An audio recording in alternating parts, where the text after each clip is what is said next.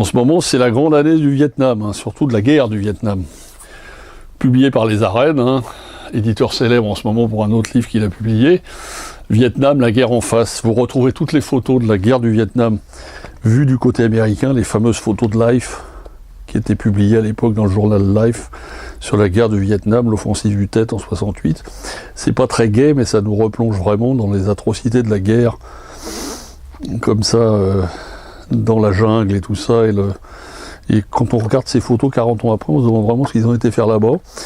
Mais bon, ça, on se demande toujours, c'est un peu ce qu'on se demande aussi pour d'autres régions en ce moment, mais bon, c'est vraiment un bouquin, ça raconte une époque, ça raconte toute ma jeunesse quand on mangeait et qu'on regardait les informations avec la guerre du Vietnam. C'est un bouquin à regarder, non pas avec nostalgie, parce que les photos sont pas très gaies, mais c'est la fin d'un monde et le début d'un autre. C'est à regarder en écoutant la fameuse chanson des Rolling Stones, Sympathy for the Devil. C'est un bouquin mémoire sur ces soldats qui sont morts jeunes là-bas, assez remarquable.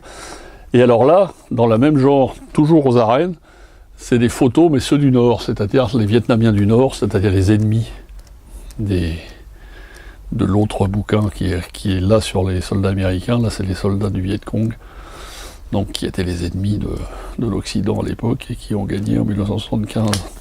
Ceux du Nord.